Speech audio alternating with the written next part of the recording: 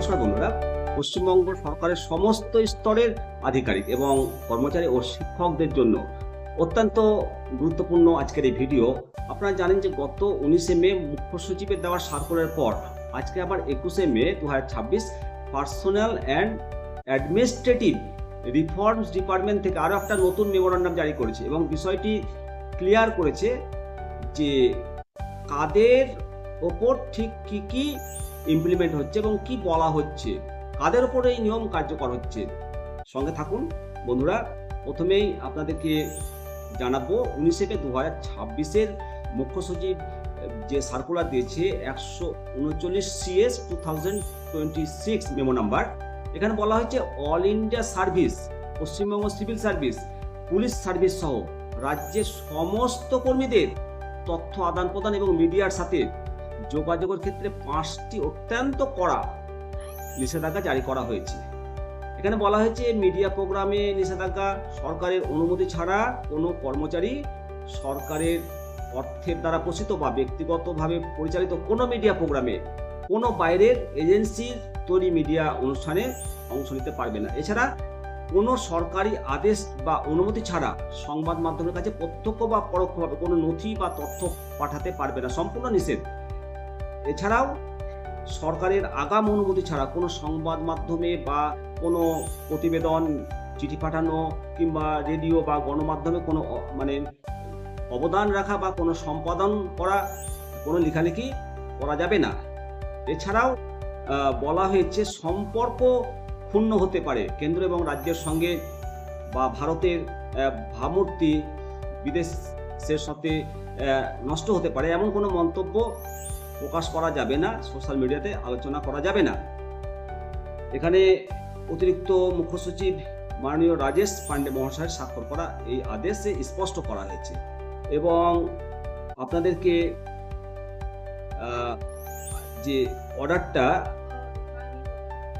21শে মে 2026 তারিখ, যেটা নতুন সার্কুলার আবার জারি করা হয়েছে, সেটা যদি আমরা দেখি, পুঙ্খানুপুঙ্খ যদি বিশ্লেষণ করি, তাহলে দেখা যাচ্ছে যে এই নির্দেশিকাটিও সরাসরি বা পরোক্ষভাবে বিদ্যালয় শিক্ষক এবং প্রধান শিক্ষকদের ক্ষেত্রেও প্রযোজ্য হবে।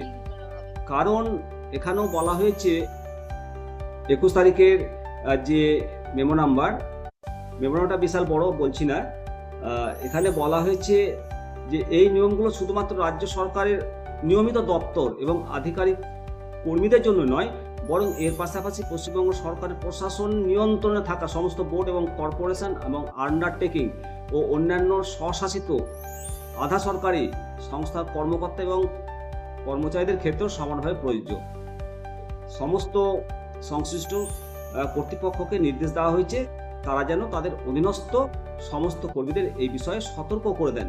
তাহলে বুঝতে পারছেন যে সরকারি কর্মীদের সংবাদ মাধ্যমে লেখালেখি কিংবা পাবলিক প্ল্যাটফর্মে কোনো কিছু বলার বা তথ্য শেয়ার করার ক্ষেত্রে এখন থেকে নবান্নের এই জোড়া নির্দেশিকা অত্যন্ত কঠোরভাবে মেনে চলতে হবে। নির্দেশ অমান্য করলে শাস্তিমূলক পদক্ষেপ নেওয়া হবে।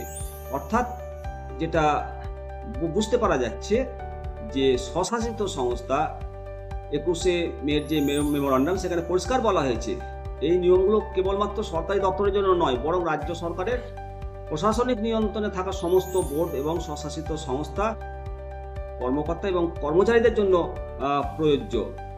অর্থাৎ শিক্ষকদের ক্ষেত্রে যদি ধরা যায়, তাহলে 19শে মে সার্কুলার যে পয়েন্ট 1, এখানে উল্লেখ আছে যে সরকারি অর্থায়নে বা সরকারি সহায়তায় চলে এমন কোনো মিডিয়া প্রোগ্রাম বা সংস্থায় সরকারের অনুমতি ছাড়া অংশ নেওয়া যাবে না।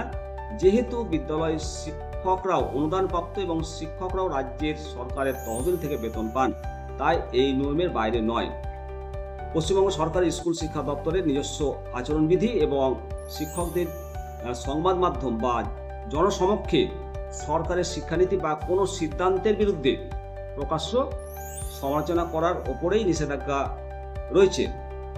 নবান্নের এই জোড়া নির্দেশিকা এই নিয়মটিকে আরও কঠোর বলে মনে করে দিয়েছে। অবশ্যই শিক্ষক এবং প্রধান শিক্ষকরা যেহেতু সরকারি নিয়মে দায়বদ্ধ এবং রাজ্য সরকার বা পর্ষদ বা বোর্ডের অধীনে কর্মরত, তাই অনুমতি ছাড়া সংবাদ মাধ্যমে বা টিভি প্রোগ্রামে বা সোশ্যাল মিডিয়ায় সরকারি নীতি বা স্কুল শিক্ষা দপ্তর কোনো সিদ্ধান্তের সমালোচনা করে বা কোনো মন্তব্য বা কোনো নিবন্ধ বা বিবৃতি দিতে পারে না। আর শিক্ষকদের ক্ষেত্রেও এই নির্দেশিকাটা অত্যন্ত গুরুত্বপূর্ণ এবং প্রয়োজ্য। অবশ্যই কমেন্ট সেকশনে আপনাদের মতামত জানাবেন। ভালো থাকুন। জয় হিন্দ, বন্দে মাতরম, ভারত মাতা কি জয়।